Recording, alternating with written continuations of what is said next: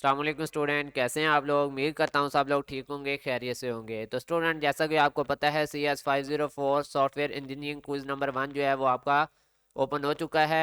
और आज की इस वीडियो में हम जो है क्विज़ सॉल्व करने वाले हैं। क्विज़ सॉल्व करने से पहले आप दोस्तों को एक बात बता दूं कि मैं इस क्विज़ की पेड सर्विस भी प्रोवाइड कर रहा हूं। अगर कोई स्टूडेंट मसरूफियत की वजह से अपना क्विज़ अटैम्प्ट नहीं कर सकता और वो क्विज़ अटैम्प्ट करवाना चाहता है, तो नीचे मेरा व्हाट्सएप नंबर नज़र आ रहा होगा, इस पर रब्ता करके आप क्विज़ जो है वो अटैम्प्ट करवा सकते हैं। इंशाल्लाह आपके 80 to 100% नंबर जो हैं वो आपके आएंगे। तो करते हैं आज के इस क्विज़ को स्टार्ट। तो स्टूडेंट, हमारा फर्स्ट क्विज़ ये है कि software engineering paradigms and engineering approach must be founded on organisational commitment to. तो इसमें आपका राइट आंसर बी वाला आएगा। फिर भी मैं इसको सर्च कर लेता हूँ। ये आपकी बुक में से लिया गया एमसीक्यूज है, और इतना आप ज़रा यहाँ से कॉपी करेंगे और सर्च आउट कर लेंगे बुक में से, तो इंशाल्लाह आपको मिल जाएगा। ठीक है, क्वालिटी, सॉरी, इसका राइट आंसर आपका क्वालिटी है। तो हम हर क्विज जो है वो बच्चे का सर्च करके करते हैं, इस चीज़ की आपने परेशानी नहीं लेनी।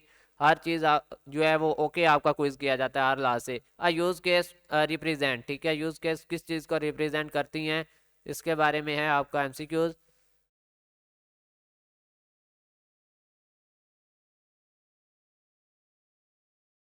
इसमें राइट आंसर आपका सी है। मज़ीद मैं इसको सर्च करूँगा। मैंने यही रीड किया था सी वाला, इसके बारे में ज़रा हम इसको सर्च आउट भी कर लेते हैं।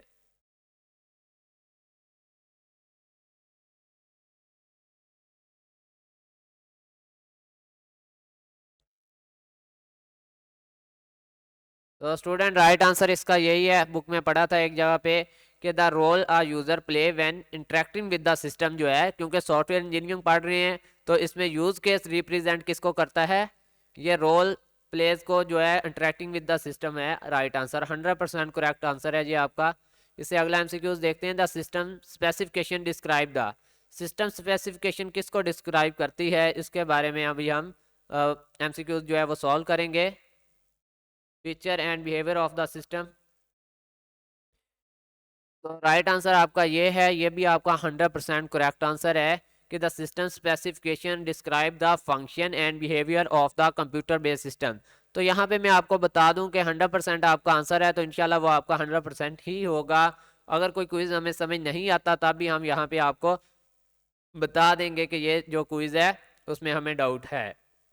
The best way to conduct a requirement validation reviews is to। The best way to conduct a requirement, ठीक है, बेस्ट वे कौन सा होता है मतलब रिक्वायरमेंट वैलिडेशन रिव्यू करने का। तो इसके बारे में हम सर्च आउट भी कर लेते हैं।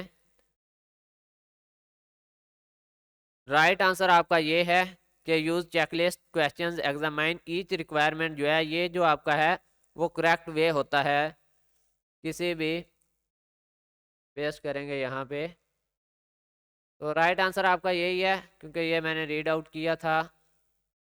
यहाँ पे इसको लगा देते हैं जी। इससे अगला क्विज है जी, dash structure represent the internal organisation. अब इंटरनल ऑर्गेनाइजेशन इसमें से जो आपका वो कौन सा शो करवा रहा होता है, डाटा एंड कंट्रोल एटम। तो इंटरनल में आई थिंक आपका आता है conceptual. Conceptual structure represent the internal organisation of the data. तो इसमें आपका हैंड आउट से ही ये एमसीक्यूज लिया गया है। इसको हम जल्द अज जल्द जो है वो सर्च आउट करके दिखा देते हैं आपको।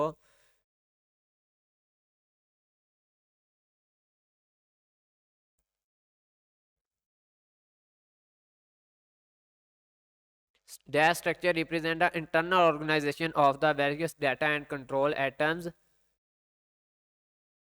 इतना आप सर्च करेंगे तो आपको हैंड आउट से मिल जाएगा।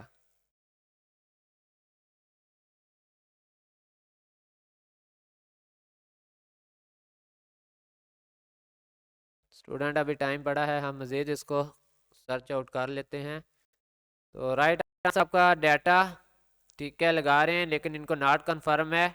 डाटा स्ट्रक्चर, सॉरी, ये राइट आंसर आपका डाटा स्ट्रक्चर ही है, जो कि आपके इंटरनल ऑर्गेनाइजेशन को सर्च कर रहा होता था। ये मैंने पढ़ा था आपके हैंडआउट्स बुक को पढ़ते हुए, वहाँ पे इंटरनल ऑर्गेनाइजेशन की बात हो रही है, तो ये डाटा के रिलेटेड ही होगा आपका।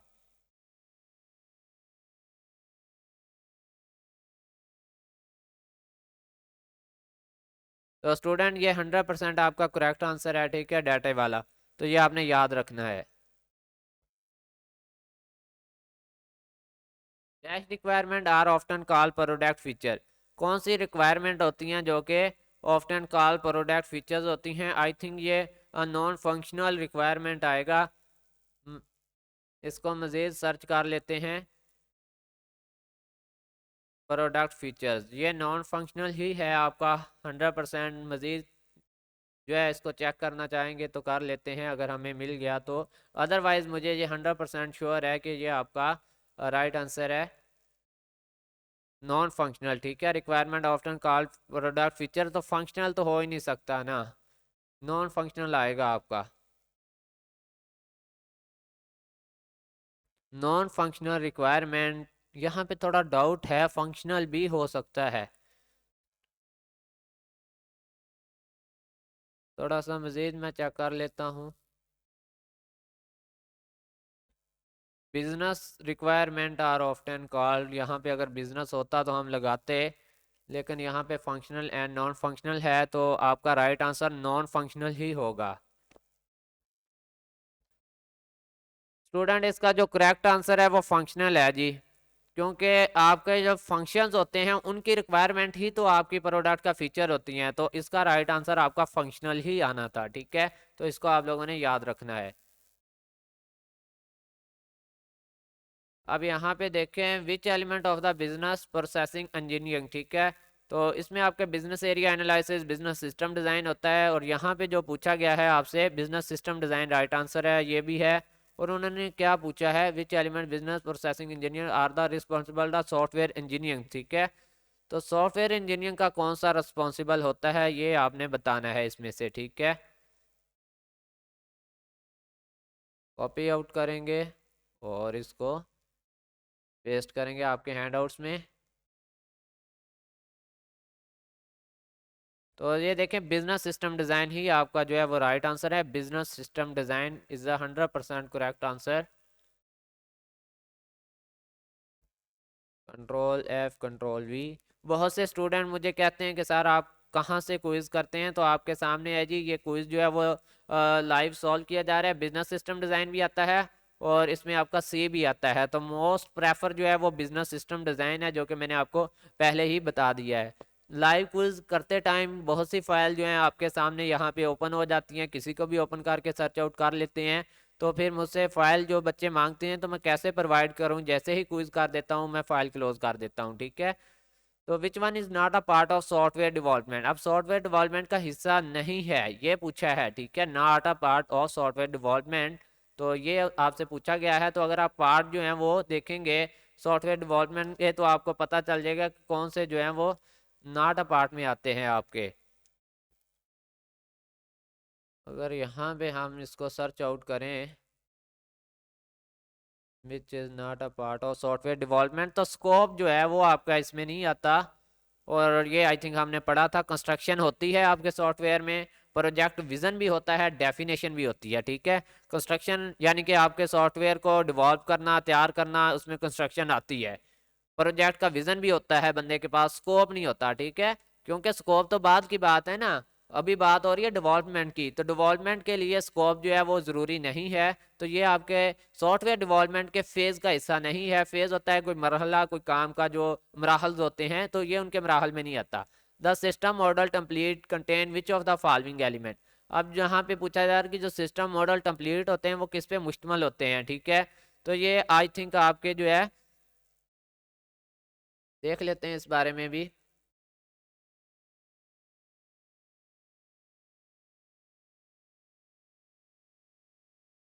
ये आपके कहाँ पे कंटेन होते हैं इसके बारे में हम अभी देख लेते हैं। मुझे तो ये इनपुट पे लग रहा है, फिर भी इसको मैं सर्च करूँगा। Control F control V। तो स्टूडेंट इसका जो राइट आंसर है आपका डी है, ऑल ऑफ दी। अगर हमारे पास all of the given option होता तो हम लगाते। यहाँ पे जो है यूज़र आउटपुट इनपुट है, यूज़र इंटरफेस है। तो यहाँ पे जो है मैंने पहले ही बताया कि इनपुट आउटपुट दोनों ही है, ठीक है, लेकिन यहाँ पे सिस्टम आउट है। अगर यूज़र आउटपुट होता तो फिर हम all of the given option लगाते हैं, लेकिन यहाँ पे सिस्टम आउट है, ठीक है। तो इनपुट आउटपुट तो दोनों ही शामिल होते हैं। अगर आप यहाँ पे गौर करें तो यहाँ पे इनपुट है, आउटपुट है, यूजर इंटरफेस है, तो इसलिए ऑल ऑफ द अबव है। लेकिन यहाँ पे हमारे पास हमारे एमसीक्यूज में यूजर इंटरफेस की बजाय सिस्टम आउट है। तो राइट आंसर आपका इनपुट आउटपुट दोनों ही है, ये 100% आपका करेक्ट आंसर है जी। तो स्टूडेंट नेक्स्ट एमसीक्यूज है और ये हमारा लास्ट एमसीक्यूज है। मैनी ऑफ द प्रॉब्लम, ये आपके वहां से दिया गया है बुक में से। तो इसको भी मैं आपको अभी जो है वो हैंड आउट से तलाश करके शो करवा देता हूँ।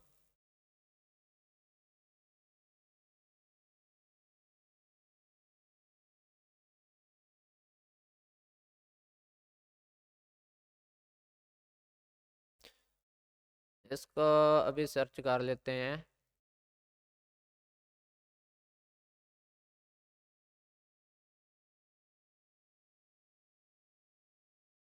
क्या पूछा गया है? Many of the problem encountered in software development attributes are short coming in.